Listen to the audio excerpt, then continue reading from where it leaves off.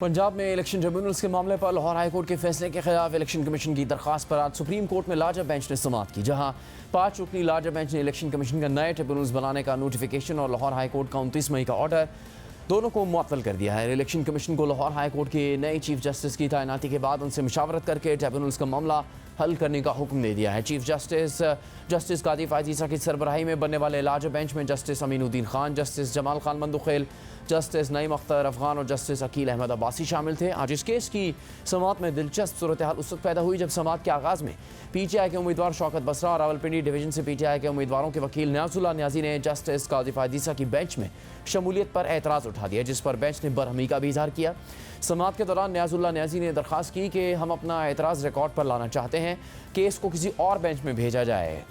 मेरे क्लाइंट का एतराज़ है कि चीफ जस्टिस कादी फायज ईसा बेंच में ना बैठे। इस पर चीफ जस्टिस ने रिमार्क्स दिए कि आपका मौक़िफ़ सुन लिया है, आप तशरीफ़ रखें, बहुत हो गया, अब ये मामला पाकिस्तान बार काउंसिल को भेजेंगे। पहले दिन एतराज़ उठाने वाले को फ़रीक बनते वक्त किसी पर एतराज़ नहीं था।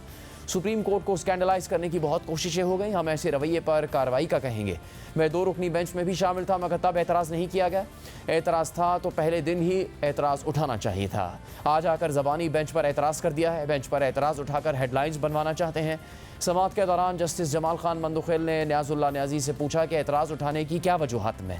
इस पर न्याजुल्लाह न्याजी ने जवाब दिया कि हमें आप पर एतराज़ नहीं है, मैं 3 साल एडवोकेट जनरल के तौर पर चीफ जस्टिस के सामने पेश होता रहा हूँ। इस पर जस्टिस जमाल खान मंदुखेल ने रिमार्क्स दिए कि लोगों की ख्वाहिशात पर नहीं चल सकते, हमें कमेटी ने बेंच में डाला है, क्या हम यहाँ बेइज्जती करवाने के लिए बैठे हैं? हम 3 अरकान बेंच में बाद में शामिल हुए, बज़ाहिर एतराज़ मुझ पर भी है।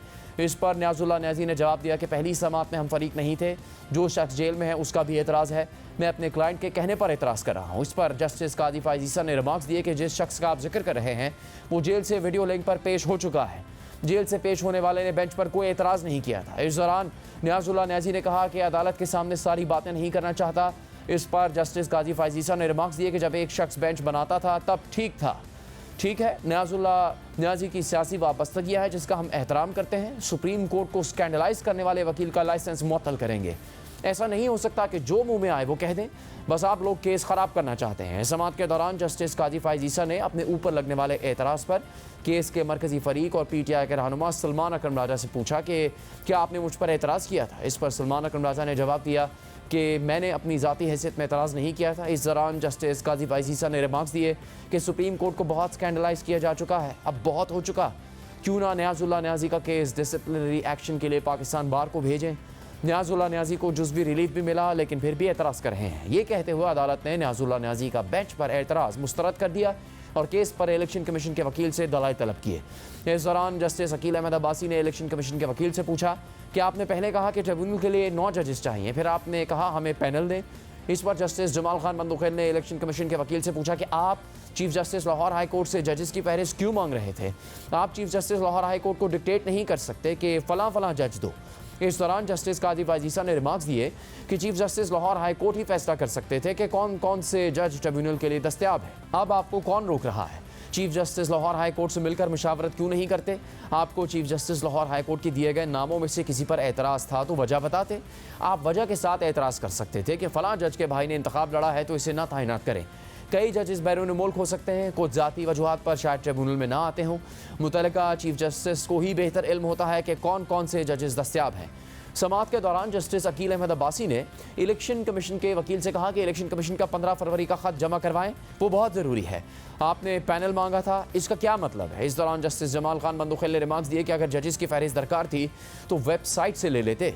क्या चीफ जस्टिस इलेक्शन कमीशन की पसंद नापसंद का पाबंद है? क्या चीफ जस्टिस को इलेक्शन कमीशन हिदायत दे सकता है?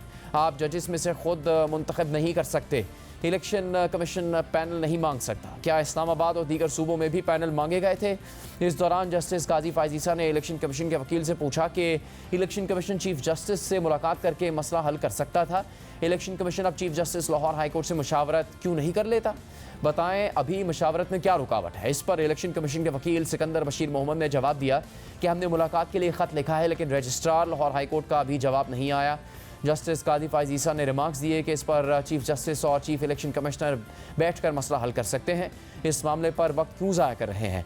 इस दौरान जस्टिस अमीनुद्दीन खान ने रिमार्क्स दिए कि अगर तरमीम मंजूर हो जाए तो भी हाई कोर्ट के चीफ जस्टिस से मुशावरत लाजमी है। इस दौरान जस्टिस कादी फाइजीसा ने कहा कि क्या election commission chief justice high court से मुलाकात पर तैयार है या नहीं।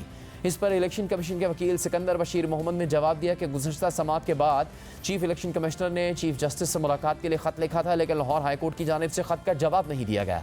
इस दौरान जस्टिस जमाल खान बंदुखेल ने रिमार्क्स दिए कि चीफ जस्टिस को कहा जाता है कि किन इलाकों के लिए जजेस दरकार हैं तो लाहौर हाई कोर्ट फराहम कर देता। क्या लाजमी है कि मुल्तान के लिए लाहौर से जज जाए जबकि वहाँ पहले ही जज मौजूद हैं। पहले अच्छे तालिबान और बुरे तालिबान की बात होती थी, अब क्या जजेस भी अच्छे बुरे होंगे। इस पर इलेक्शन कमीशन के वकील सिकंदर बशीर मोहम्मद ने जवाब दिया कि तमाम जजेस अच्छे हैं, सबका एहतराम करते हैं।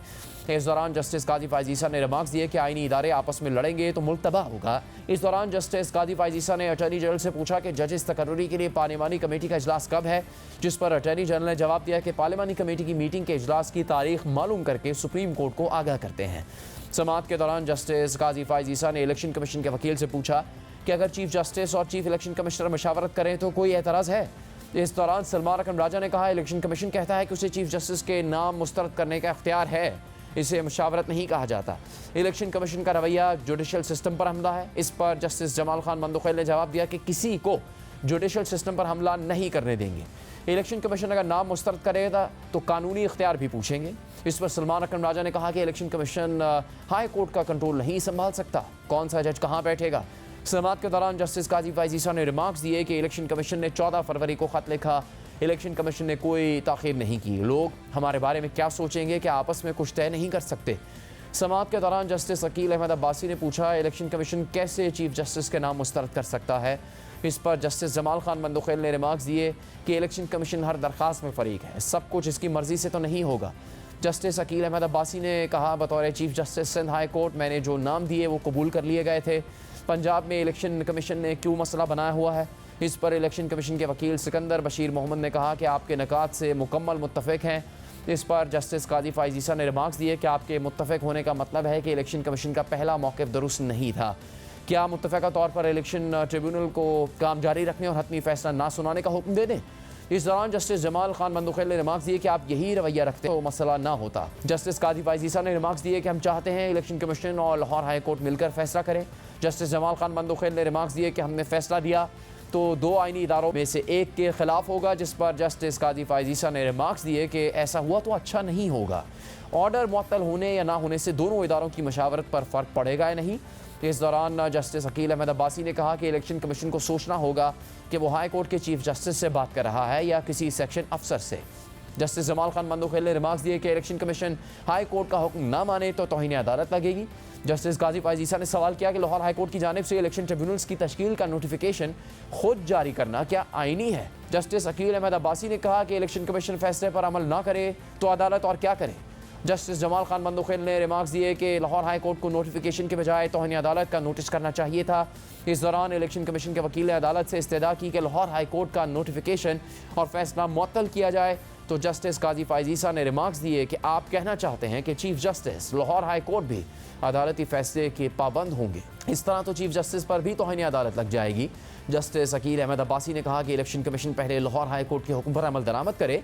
इस दौरान जस्टिस जमाल बंदुखेल ने मशवरा दिया कि ऐसा भी मुमकिन है इलेक्शन कमीशन अपील से मशरूत नोटिफिकेशन जारी करे। इस पर इलेक्शन कमीशन के वकील सिकंदर बशीर मोहम्मद ने अदालत से कहा कि वो खुद को सुप्रीम कोर्ट के रहम करम पर छोड़ते हैं।